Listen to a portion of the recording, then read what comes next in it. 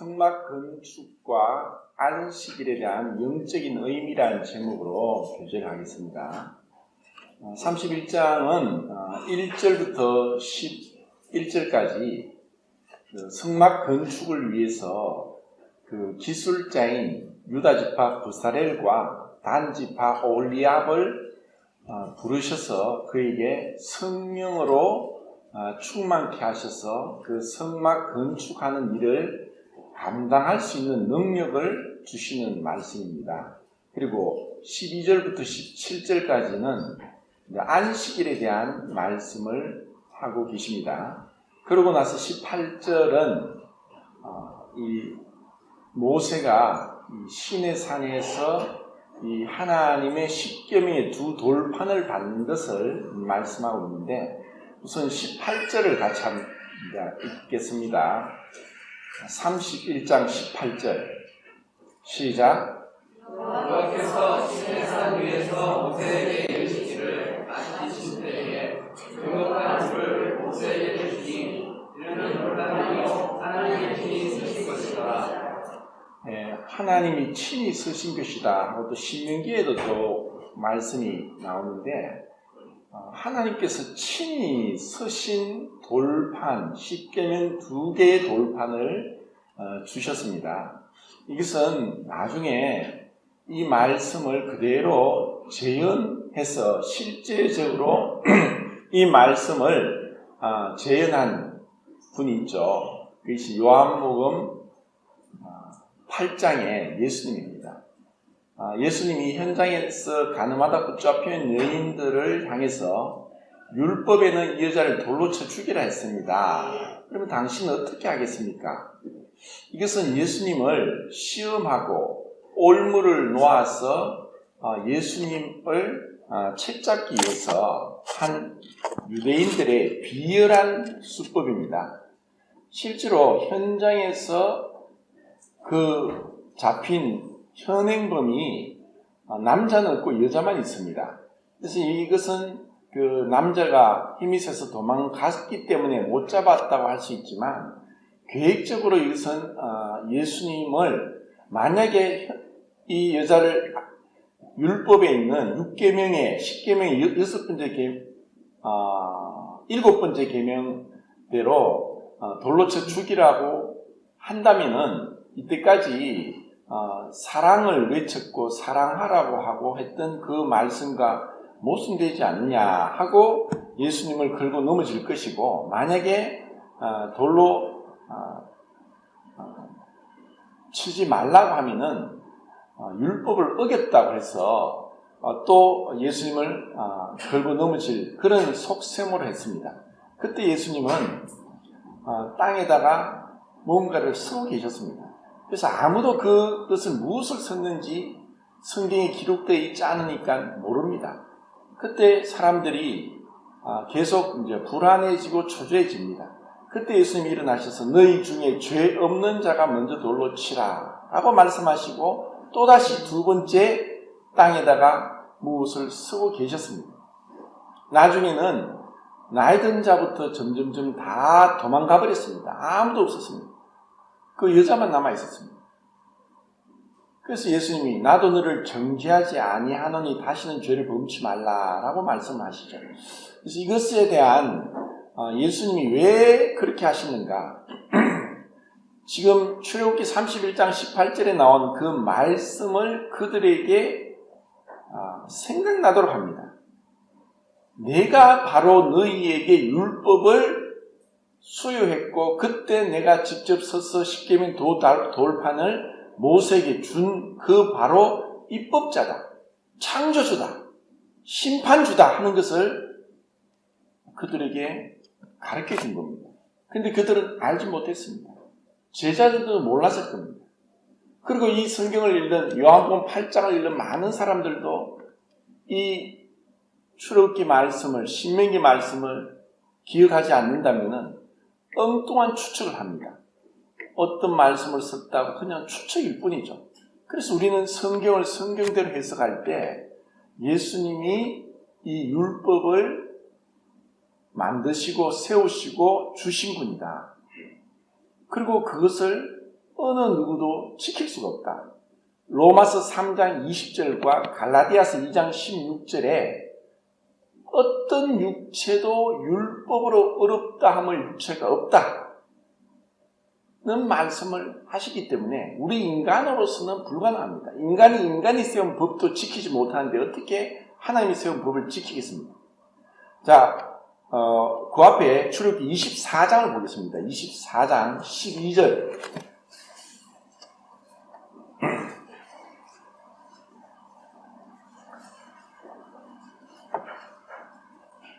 12절 읽겠습니다. 시작. 여호와께서 모세에게 이르시되 너는 산에 올라 내게 와서 거기 있으라. 네가 너를 약속으로 네가 율법과 명령을 주니 그것만 내게 이르라. 18절 읽겠습니다. 시작. 모세는 물 속으로 들어가서 산 위에 올랐으며 모세가 40일 40날을 산에 있으리라. 네.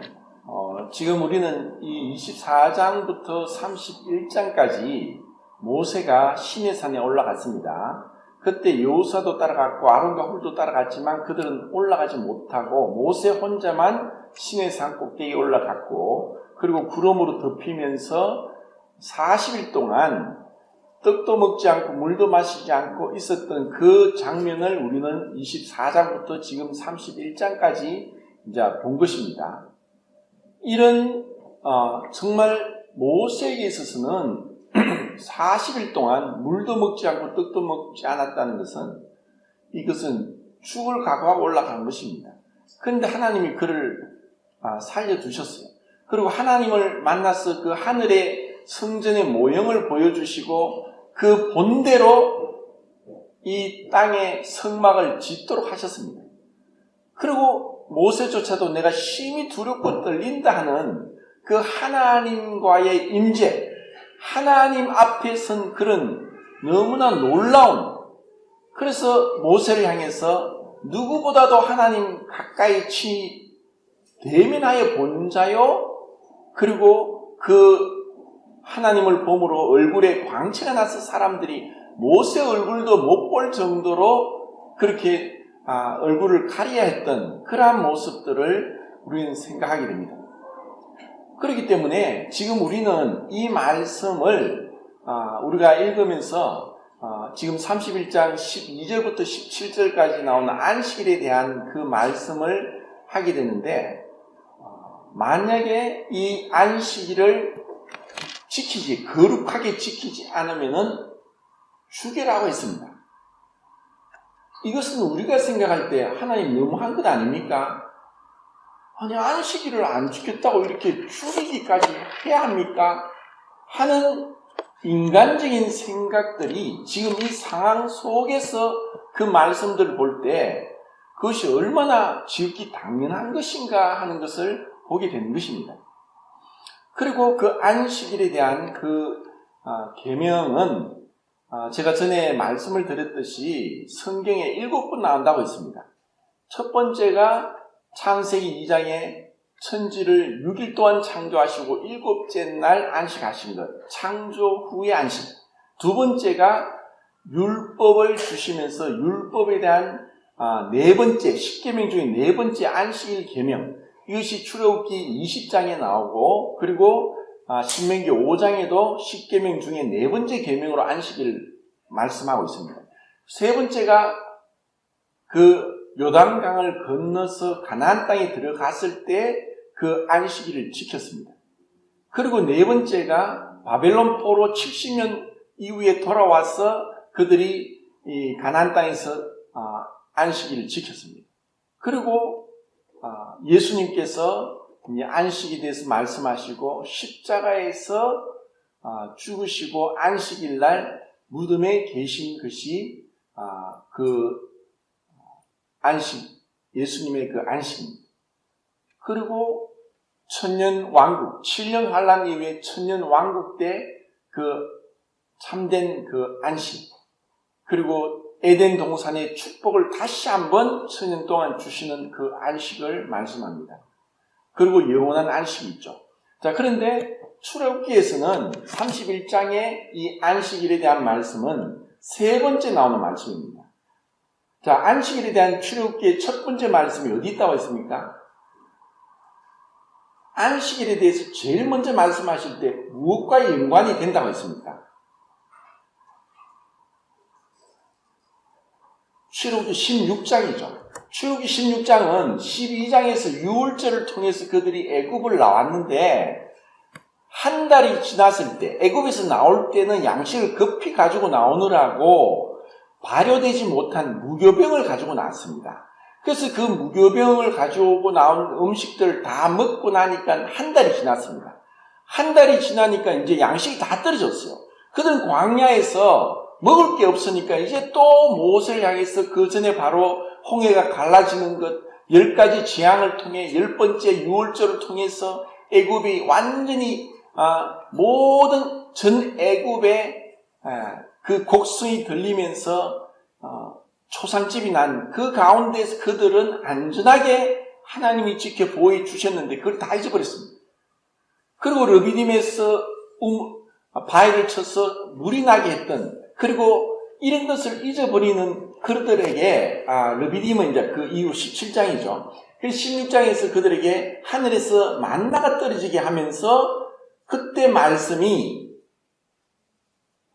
6일 동안 매일 아침마다 나가서 이스라엘에 맺힌 만나를 주어서 너희들이 먹되 6째 날에는 이틀분을 주겠다.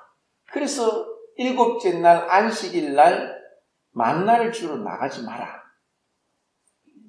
그런데 그들이 그 말씀을 어기고 7째 날 또 만나를 주러 나갑니다. 분명히 6일째 이틀분을 주셨는데도 또 나가는 거예요. 그게 무엇입니까? 욕심입니다. 또 무엇입니까? 불신입니다. 너희들이 언제까지 내 말을 듣지 않겠느냐? 하나님 말씀은 명령입니다. 그래서 그것을 듣지 않을 때 하나님의 거룩함에 대한 우리의 반역이고 불신이고 불법입니다. 이것이 첫 번째 안식일 말씀이고 20장에서 또 십계명을 말씀하실 때 안식일에 대한 말씀합니다. 그때는 천지를 창조하시고 7째 날 쉬셨기 때문에 너희들이 안식하라 라고 말씀했습니다.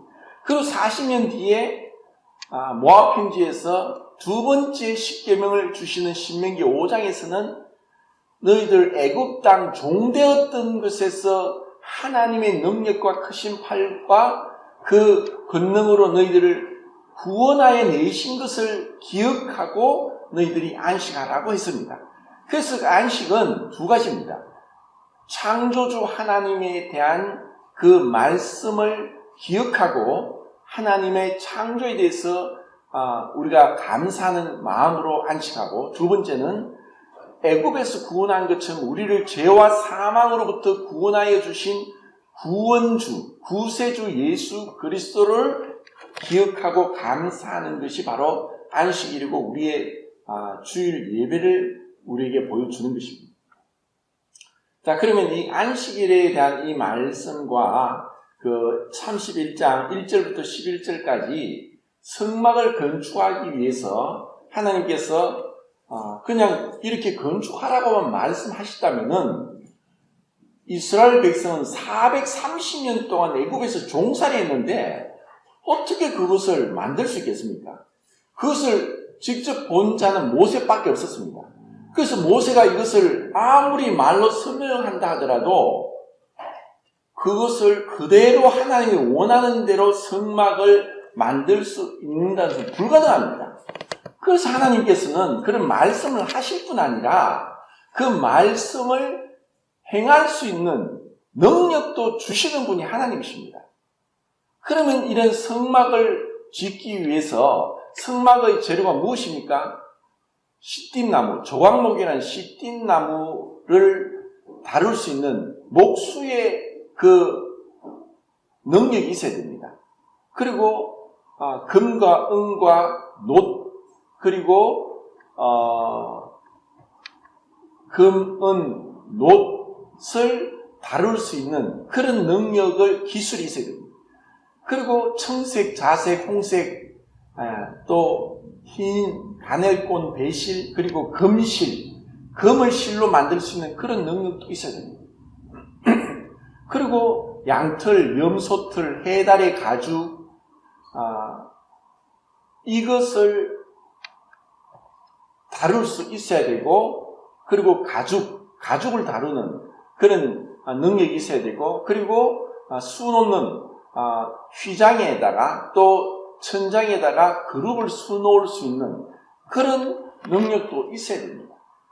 그래서 이렇게 다양한 재료를 다룰 수 있는 그런 능력을 하나님께서 유다 지파 버사렐과 단 지파 올리압에게 이 능력을 주십니다.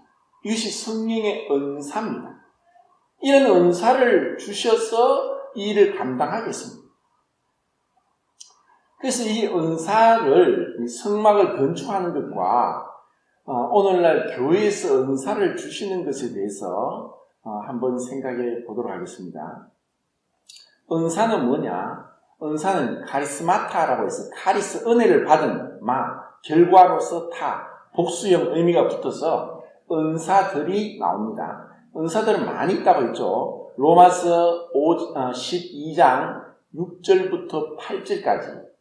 거기 보면은 예언의 은사, 섬김의 은사, 가르치는 은사, 그리고 위로하는 은사, 그리고 구제하는 은사, 다스리는 은사, 긍휼을 베푸는 은사 7가지를 말씀하고 있습니다.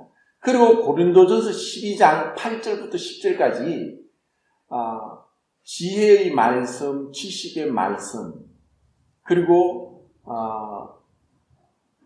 믿음의 은사, 그리고 병 고치는 은사, 그리고 능력히 가는 은사, 그리고 예언하는 은사, 영들 분별하는 은사, 그리고 방언하는 은사, 방언을 통역하는 은사 해서 9가지가 나옵니다. 그리고 에베소서 4장 11절에는 사도와 선지자와 복음 전환자와 목사와 교사, 이렇게 5가지로 교회를 세우는 은사 5가지를 말씀합니다. 그리고 베드로전서 4장 11절에 딱 2가지로 요약해서 나옵니다. 말씀을 전하는 은사와 봉사하는 은사. 그래서 크게는 말씀을 전하는 은사와 봉사하는 은사로 나눌 수 있고, 그 안에 세부적으로 세세하게 나오는데, 이러한 은사는 왜 주셨느냐? 이스라엘 백성들이 성막을 짓는데 이러한 은사가 없으면 성막을 지을 수 없다는 것입니다. 그럼 이 성막은 무엇입니까? 예수 그리스도의 인격과 사역을 나타내고, 그리고 교회에 대한 모델입니다.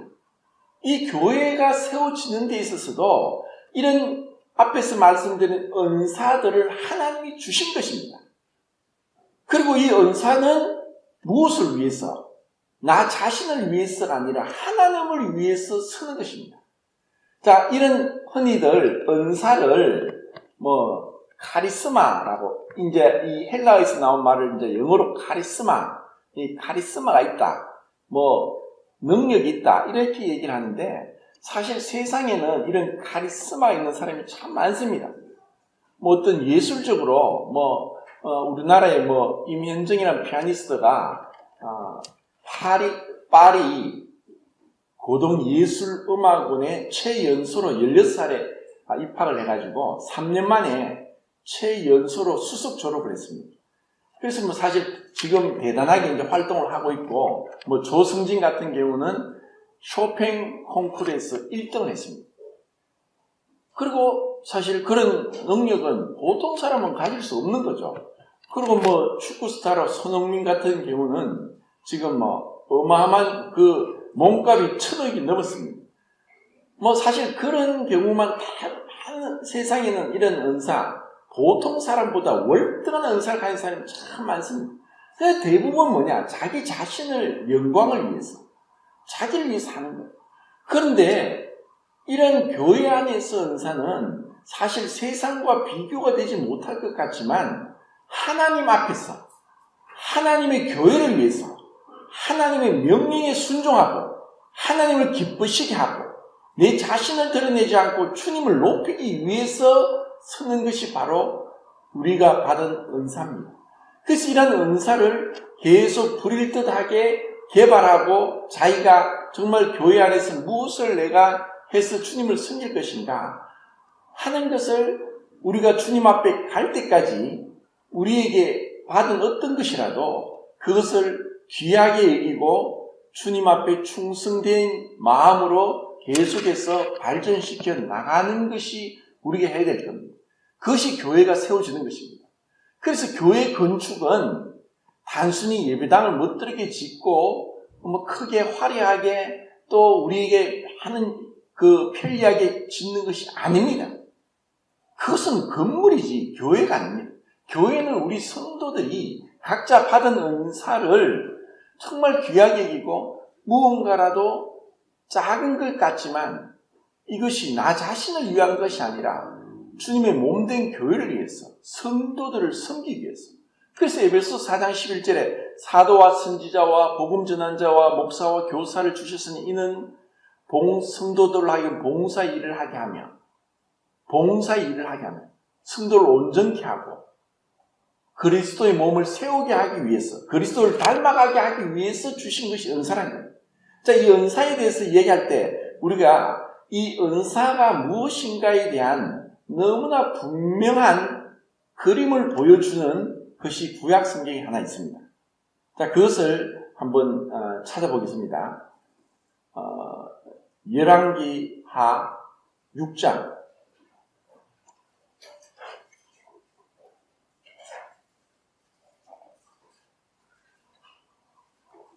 1절부터 7절까지인지 6절까지인지 모르겠네요. 자, 우선 열왕기하 6장 1절부터 7절까지 제가 말씀을 하는 것보다 한번 읽는 게 좋을 것 같아서 7절까지 같이 읽겠습니다. 시작.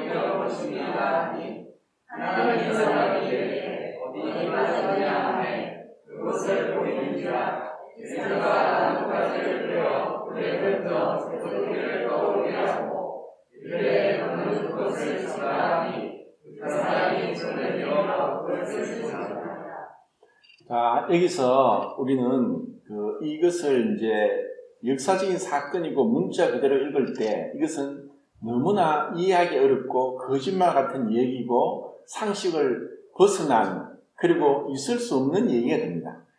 하나님께서 엘리사로 하여금 가장 많은 선지자 중에서 능력을 행한 자가 엘리사였습니다. 엘리야도 큰 능력을 행했지만 엘리야는 심판의 어떤 능력을 행했다면 엘리사는 살려주는 능력을 행합니다.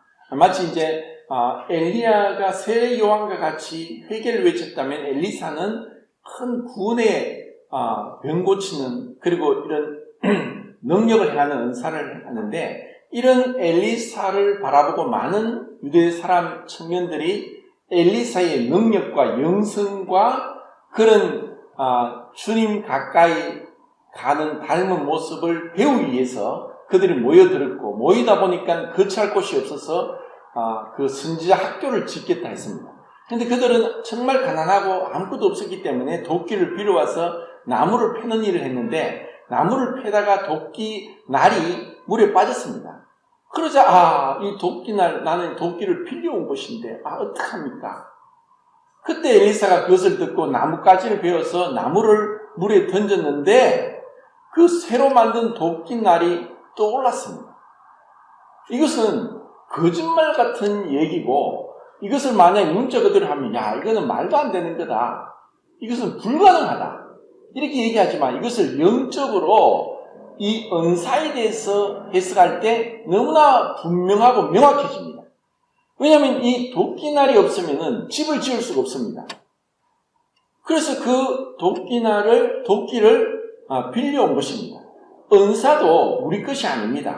하나님이 주신 겁니다. 세상에 은사가 많은 사람들은 그것이 자기 것이라고 생각합니다. 자기가 천부적인 것을 물려받았고 또 자기가 피나는 노력을 해서 그런 높은 경지에 올라가서 사람들로부터 추앙을 받고 그리고 영광을 받고 있습니다. 그래서 그것은 자기를 위한 것입니다.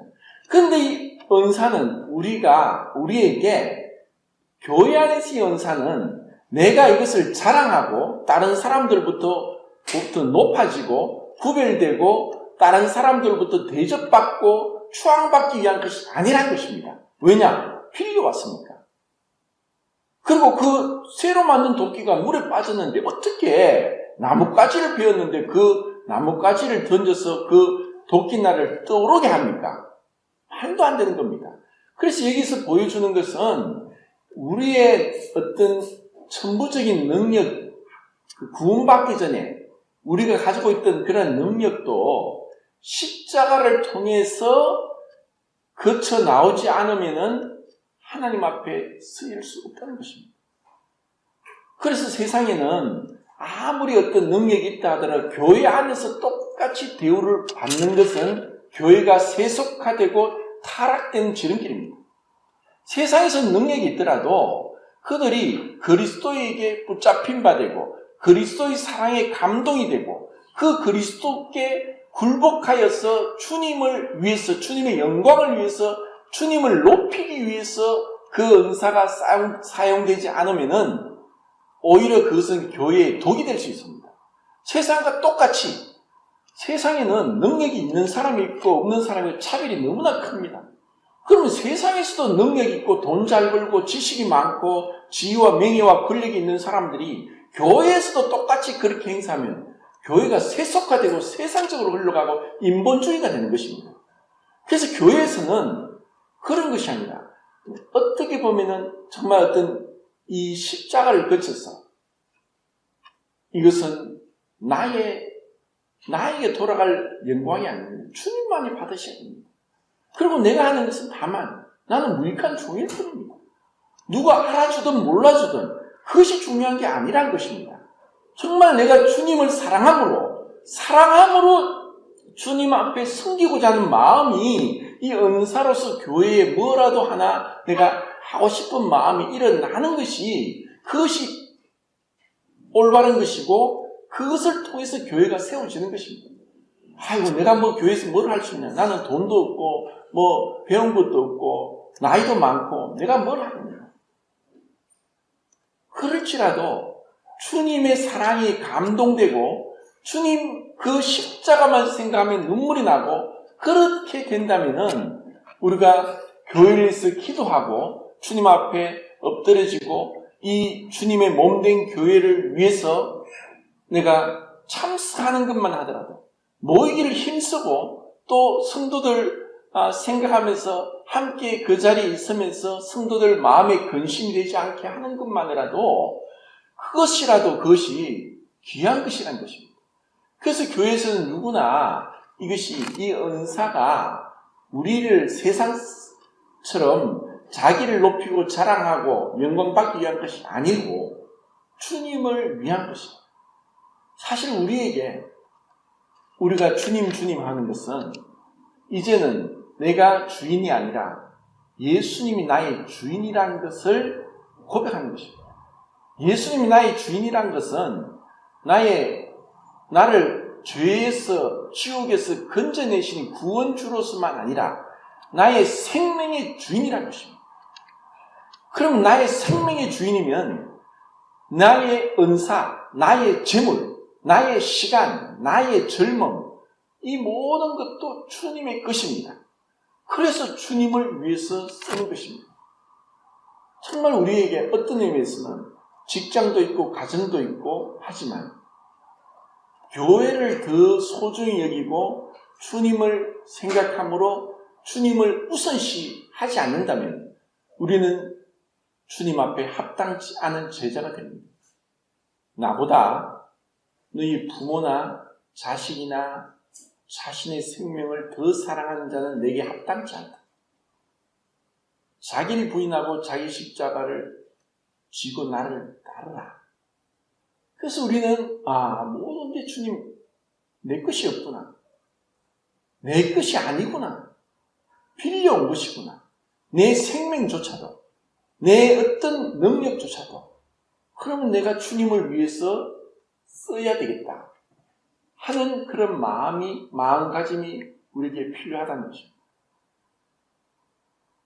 그러면은 교회가 사실 왜 점점 지금 타락되고 있느냐?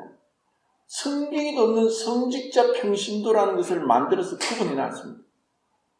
그러면 성직자가 아니면 평신도는 주님을 섬기는 게 파트타임으로, 아르바이트로 섬기는 겁니까? 어떻게 주님을 파트타임으로, 아르바이트로 섬길 수 있습니까? 우선적으로 우리는 주님을 섬기는 게 우선입니다. 왜냐하면 주님이 나의 생명을 붙잡아 주지 않으면 내가 가지고 있는 것 한순간에 날아갑니다.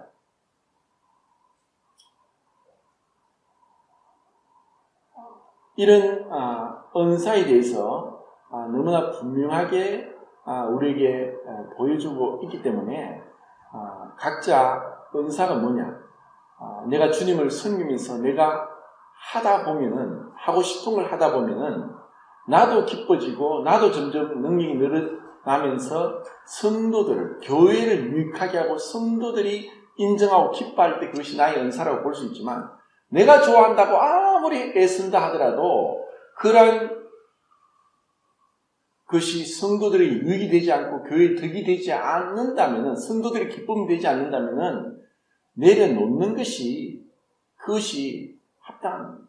그리고 은사에 있어서는 어느 게 좋고 어느 게 나쁘고 어느 게 더 뛰어나고 어느 게 열등하다는 게 없습니다.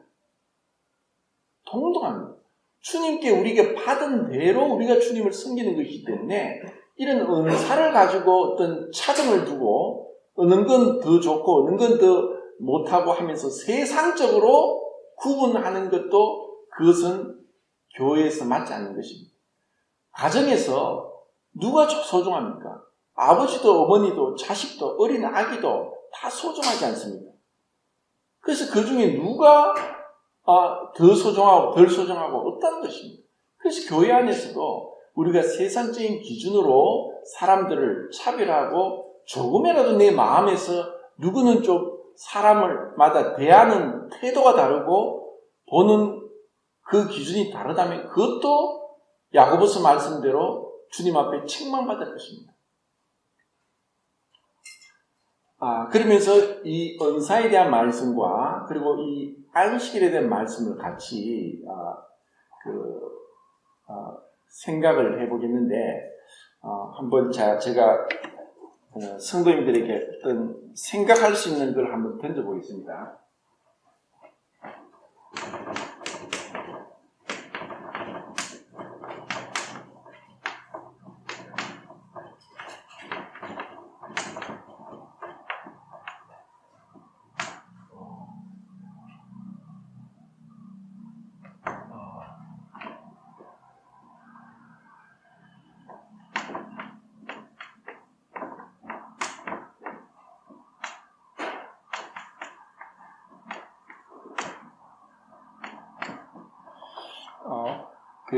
몇 가지로 이제 이성과 감성, 형식과 내용, 그리고 공의와 사랑, 진리와 은혜, 또 아니면 전통과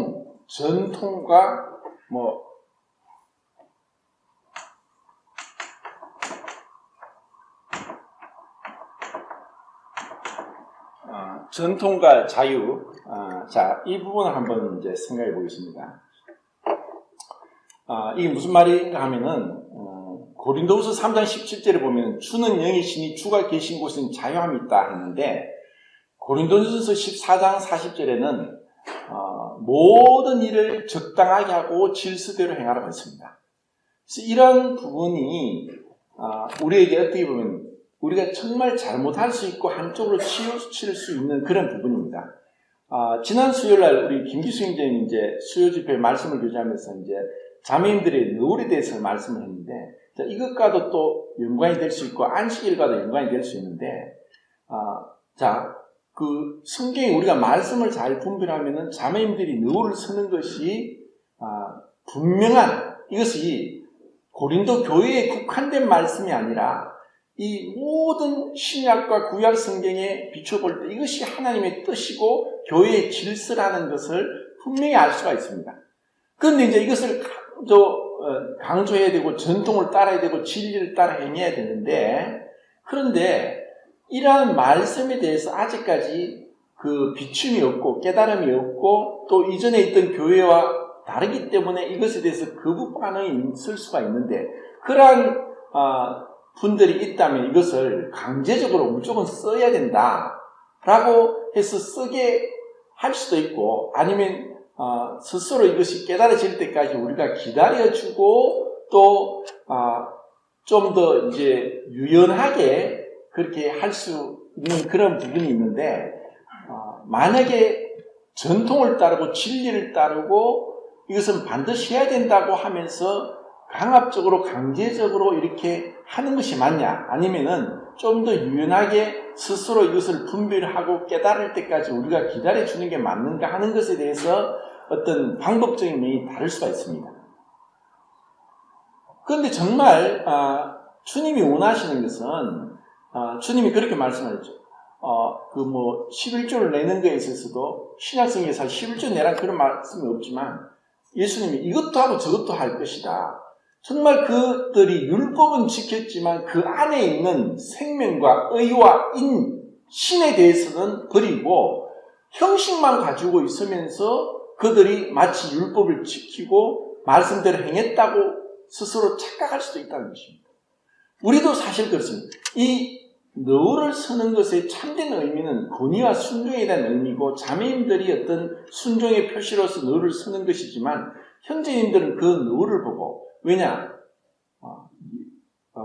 남자의 그 영광이 여자이기 때문에 여자가 너울을 서는 것은 남자의 영광이 가려지는 것이고, 우리 형제들이 하나님 앞에서 그래 내가 머리가 아니고 그리스도께서 머리라고 하면서 교만하지 않도록 하기 위한 것이 참된 의미고, 그리고 여자가 바로 교회에 대한 그림자이기 때문에 교회가 아직 세상 가운데서 그리스도의 신부로서 드러나지 않았고 숨겨져 있기 때문에 그때까지 너울을 쓰고 숨겨져 있다는 그런 의미가 중요한데, 이것을 형식적으로만 그렇게 지켰다고 해서 우리는 말씀을 순종했다고 스스로 착각할 수 있습니다. 차라리 내가 순종과 그리고 어떤 자매들의 순종과 형제들의 정말 주님 앞에 굴복하면서 내가 머리가 아니다, 주님이 머리가 되신다, 그래서 나도 주님 앞에 순종하도록 그 너울을 보면서 주님 앞에 교만치 않고 또 주관대로 하지 않고 말씀대로 행하고자 하는 그러한 것이 없이 그냥 형식적으로 했다고 해서 그것이 다 잘난 것이라고 착각할 수 있습니다. 우리는 너무나 쉽게 잘못할 수 있고 실수를 범하고 죄를 범하고 그리고 넘어질 수 있는 자들입니다. 그런데 그렇다고 해서 이것을 버리고 형식을 만약에 무시하고 내용만 강조하다 보면은 무질서해집니다. 형식만 계속 강조하다 보면은 이게 굉장히 딱딱해지고 그리고 경직됩니다. 자, 여기에 대해서 또 한 가지 더 이제 예를 들겠는데, 사무엘하 6장에 보면은 다윗이 하나님의 법궤가 다윗성에 들어오는 걸 보고 너무 기뻐서 막 춤을 춥니다. 막 춤을 추다 보니까 이 옷에 막 이 안에 살갗이 다 나올 정도로 막 춤을 추는 거예요. 근데 그것을 멀리서 그 안에 미갈이 보면서 속으로 비웃었습니다. 어떻게 왕이 저래 채통머리가 없이 그 시녀들 종이 있는 앞에서 왕이 체면을 안 지키고 왕의 위엄을 안 지키고 저렇게 춤을 추면서 맨살이 다 나오도록 저렇게 생각 없이 행동하느냐 하고 비웃었습니다. 그리고 다윗에게 이야기했습니다. 아니 왕이시여, 왕이 누굽니까? 이 나라의 최고의 머리가 아닙니까? 그런데 왜 그렇게 춤을 추면서 사람들에게 업신여김 받고 손가락질 받도록 채통머리 없이 위엄을 못 지킵니까? 다시 뭐라고 했습니까? 사무엘하 6장 16절부터 20절까지 나옵니다. 내가 사람들에게 낮아져도 내 마음이 하나님을 위해서 기뻐하고 그 기쁨을 내가 표현했는데 그런 거 상관하지 않는다. 오히려 그것이 오히려 하나님 앞에 나는 더 떳떳하게 내 기쁨을 표현해서 내가 얼마나 낮아지더라도 주님 앞에 주님을 높이고 기쁨을 표현할 수 있으면 그라도 더 하겠다. 라는 그런 답변을 합니다. 자, 그러면 우리는 만약에 우리가 지금 어떻게 보면 우리는 질서도 필요하고 형식도 필요하고 그런 게 필요한데 우리가 예배를 드리다가 갑자기 이 감정이 복받쳐서 이게 도저히 주체가 안 돼서 그냥 나와서 막 춤을 춥니다. 그럼 우리는 의아해하고 이상해하고 판단이 되고 저 자매 왜 저러냐 하고 우리는 금방 판단해버립니다. 그러다 보니까 이런 것이 계속 뭔가 모르게 눌리고 해서 우리도 모르게 이 안에 있는 주는 영이시니 주가 계신 곳엔 자유함이 있다고 하는 고린도후서 3장 17절 말씀처럼 우리가 어떤 주님으로부터 기쁨을 이렇게 표현하는 데 자꾸 제약이 된다는 겁니다. 다윗이 그렇게 춤을 추면 우리가 뭐라고 하겠습니까? 우리가 거기서 다윗이 진짜 하나님을 사랑하는구나. 그 하나님의 그 법궤, 하나님의 말씀이 담긴 그 법궤가 들어왔는데 그가 얼마나 기뻤어. 그런 눈치 볼 거 없고 체면 볼 거 없고 남들 상관하지 않고 그 기뻐서 춤추는 그 다윗을 그 마음을 그것을 생각할 때 주님이 얼마나 기쁘겠습니까? 근데 우리는 어떻습니까? 성령을 소멸치 말며 데살로니가전서 5장에 성령을 소멸치 말며 크렌치 불을 끄다. 성령은 우리를 불타오르게 합니다. 이 불타오른다는 게 스랍인데 쉐라핌입니다. 이 쉐라핌의 동상이 샤리프인데 이것은 불타오른다. 이 속죄제에서 그 속죄제물이 불탈 때 이것을 썼고 그리고 복수형인 쉐라핌은 이사야서 6장에서 주님의 영광을 바라보고 거룩하다. 그 두 날개로 머리를 가리고 두 날개로 발을 가리고 두 날개로 날면서 거룩하다. 그 하나님의 영광을 인해서 불타오르는 것이 바로 하나님을 찬양하는 그 모습입니다. 우리는 그 주님의 영광을 너무나 희미하게 제대로 못 봅니다. 그리고 우리를 위해서 정말 그 엘리 라마 사박다니 아버지 하나님 왜 나를 버리셨나요? 그 예수 그리스도의 그 절규를 우리가 얼마나 압니까? 우리가 나를 구원하기 위해서 주님이 그렇게 고통스럽게 부르시던 그 울부짖음을 우리가 모른다는 겁니다. 그 하나님 아버지께서 우리 같은 죄인을 살리려고 그 아들을 죽는 데까지 내주셨는데 그것을 모른다는 겁니다. 우리가 감정이 메말라 있고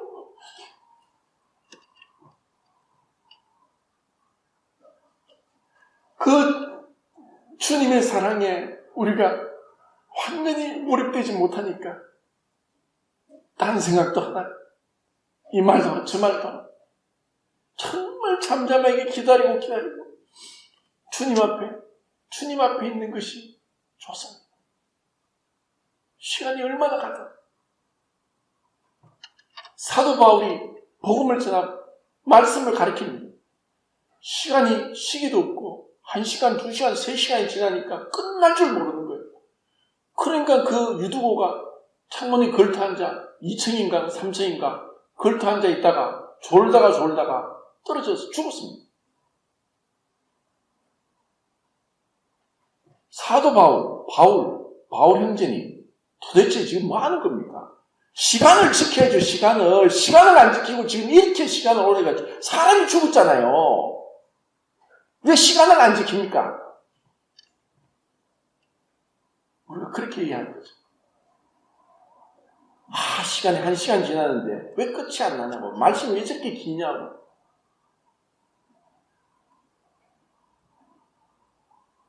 때로는 우리가 정말 그 감정을 너무 주체를 못해가지고 이 감정은 어떻게 보면 정말 우리를 속일 수 있는 겁니다.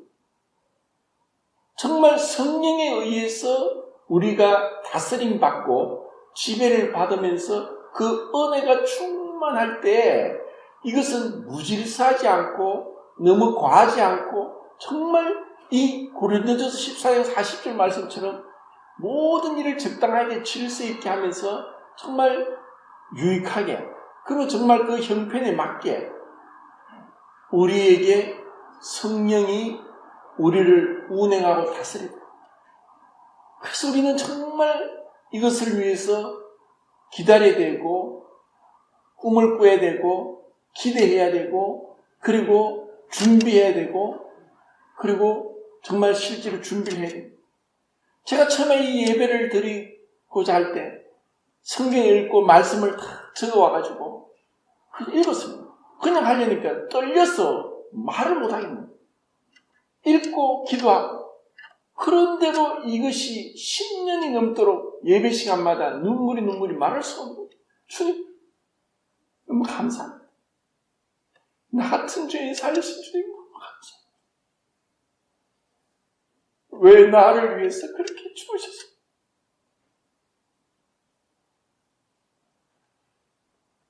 그것을 우리가 잃어버리고 준비하지 않고 기대하지 않고 주님은 뜻과 잔을 향해서 지금도 우리를 섬기고 우리를 위로하고 강건케 하고 우리를 소생시키고 우리가 주님을 섬기는 게 아닙니다. 주님을 섬기고 있습니다. 주님이 지금도 우리 위해서 하나님 보좌 우편에서 기도하고 계십니다. 그 부모의 사랑과 비교가 안 됩니다. 정말 부모가 어린 아기를 향해서 어찌할 수 없는 그런 어떤 애타한 마음으로 보살피고자 하는 것처럼 주님이 지금도 나를 위해서 기도하고 계시는데 그 기도를 우리가 받고 있는데 우리 이렇게 냉랭하고 이렇게 준비하지 않고 기대하지 않고 안 되면은 정말 찬송이라도 하나 택해서 내가 기도는 잘 못하니까 찬송이라도 이 내 마음 표현입니다. 안 되면 그걸 적어왔어라도 주님이 뭘 기뻐하겠어요? 우리가 무엇을 자랑하고 무엇을 내세우겠어요? 주님 감사합니다. 우리에게 참된 부흥, 참된 그 교회 건축 그것은 어떻게 보면 인간적인 기준에서 수가 많아지고 예배당이 화려하게 지어지고 아니라 우리 각자가 그리스도로 인해서 충만해지고 그리고 정말 우리에게 받은 만큼 주님께 드리고 주님께 감사하고 각자가 정말 주님의 사랑에 꿈틀거리면서 주님 앞에 나아가는 거예요. 주님이 그걸 기뻐하는 거예요. 그것이 우리의 회복입니다. 그리고 정말 우리에게 중요한 거예요. 제가 호주 선교 갔다가 중국 선교로 갔던 윤치영 선교사님 감정을 전하면서 많은 감동을 받았습니다. 그분이 그런 얘기를 해요. 선교사가 두 종류가 있습니다. 한 사람은 하나님의 아들로서 선교사 일을 하는 사람이 있고 또 한 사람은 하나님의 종으로서 선교사 일을 하는 사람이 있습니다. 그래서 하나님의 아들의 마음을 가지고 선교하는 선교사님들은 그 타지에서 문화와 기후와 언어와 이 민족이 다른 그들과 다른 선교사들과 협동을 합니다. 함께 협동을 해서 어떤 선교 일을 감당하는데 하나님이 종의 마음을 가진 선교사들은 자기 선교밖에 모르고 다른 선교에 대해서는 관심이 없고 그냥 자기가 하는 그 선교만 한다는 거예요. 그런데 선교사가 나가보면은 혼자서는 절대로 할 수 없는 거예요. 함께 협동을 해야 되고 힘을 합쳐서 연합해야지 그래야지 그 어려운 선교를 감당할 수 있는데 그 종의 마음을 가진 자는 자기밖에 모르는 거예요. 그리고 하나님의 아들의 마음을 가진 선교사들은 어떤 보상을 바라보고 하지 않고 그 아버지 마음을 알고 아버지 뜻을 순종하는 것이 기뻐서 하기 때문에 보수가 제대로 나오지 않고 뭐 선교 끝나고 나서 퇴직금이 있다든지 연금이 있다든지 그런 거 상관하지 않고 선교를 하는데 종의 마음을 가진 선교사들은 계산을 한다는 거예요. 하나님, 내가 이렇게 했으니까 내 노후도 보상해 주시고 자녀 교육도 책임져 주시고 그리고 이렇게 조건적으로 계산한다는 거예요. 그것을 들으면서 그렇지 선교사만 그런 게 아니라 그러면 나는 지금 우리는 어떤 마음으로 섬기고 있느냐? 이것이 나의 일이냐? 이것이 주님의 일이지 않느냐? 나만 하나님의 자녀냐?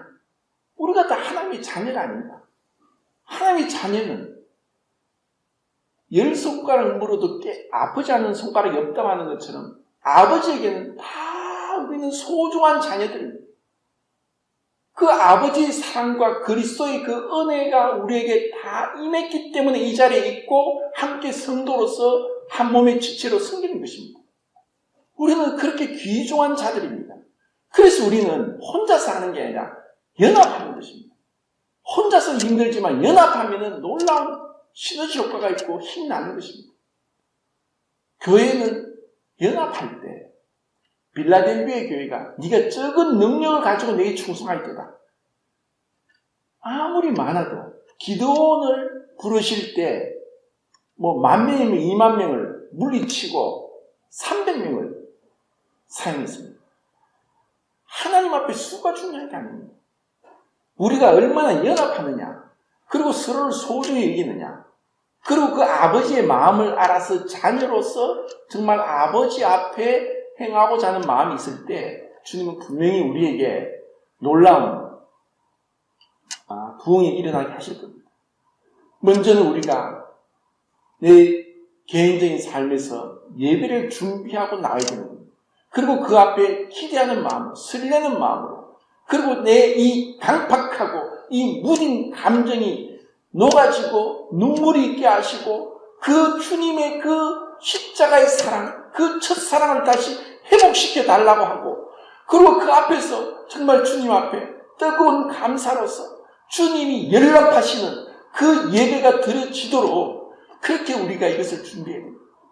그것은, 이 예배는 우리가 일주일 동안 살아왔던 삶의 그 표현입니다. 내가 일주일 동안 마음대로 말씀이 없다가 그렇게 이제 와서 갑자기 예배를 드린다고 되겠습니까?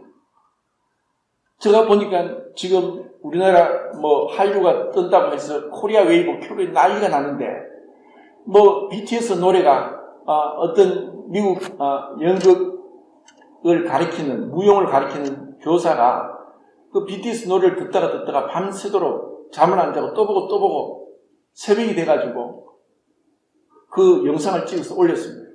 내가 이걸 한번 보고 자려고 했는데 또 보고 밤새 내가 미쳤는가 보다, 내가 왜 이런가 보다 막 울면서, 그러니까 댓글이 달리면서 그래 이제 아미가 된 것을 축하한다, 원래 그런 거야, 그게 일주일, 2주일, 한 달, 2달도 할 수 있어.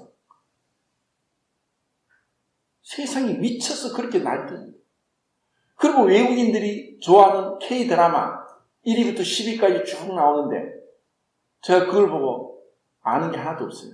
와, 내보다도 외국인들이 K-드라마를 더 많이 알고 보는구나. 그들은 그 세상에 빠져 있습니다. 우리는 그 세상과 싸우고 있고 세상의 풍조를 따르지 않고 자기 마음을 지켜서 그렇게 주님 앞에 몰입되기 위해서는 우리에게 말씀이 있어야 되고 그 말씀을 묵상하고 기도해야 됩니다. 우리에게 찬송이 있어야 됩니다. 안 그러면은 그 세상 것이 가득한 게 어떻게 주님 앞에 그 주님의 영광스러운 임재를 갈망하면서 주님을 위해 예배드릴 수 있겠습니까? 불가능한 것입니다. 내 입에서 마음에 가득한 것이 입으로 나옵니다. 무슨 말이 나옵니까? 무슨 드라마 얘기하고 세상 얘기하고 노래 얘기하면 쉴 새 없이 나오지만 이 말씀에 대해서는 모르는 거예요. 안 읽으니까.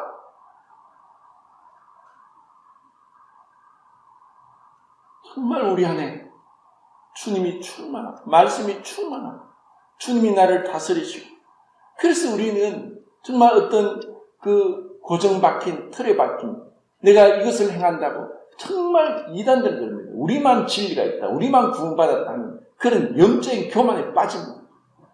진정으로 주님 가까이 나아갈수록 바울과 같이 모든 성도 중에 지극히 작은 자보다 더 작은 자가 나다. 바울이 그 고백을 하는 거예요. 내만 잘생기냐? 합니다. 우리가 다른 사람을 봤습니까? 관찰했습니까? 조사했습니까?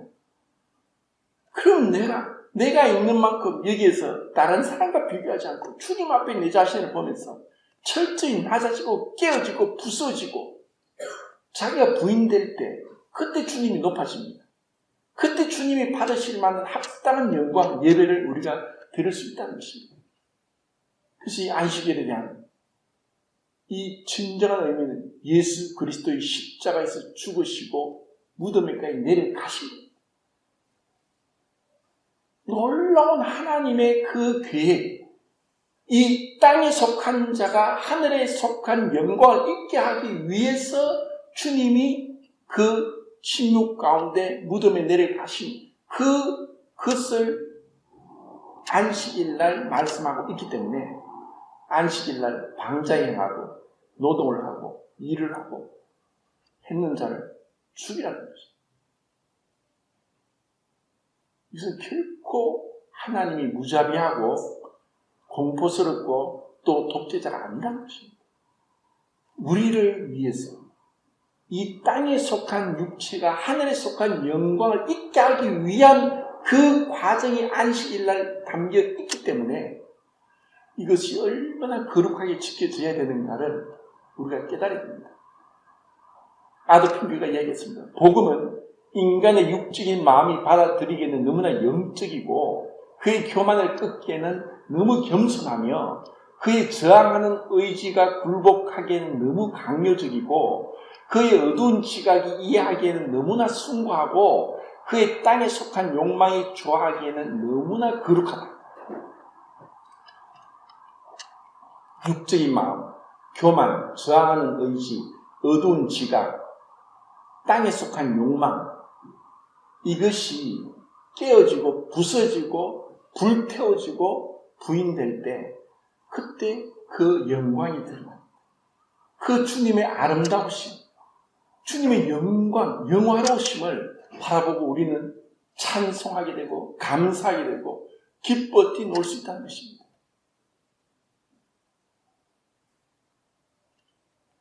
이상 말씀하셨습니다.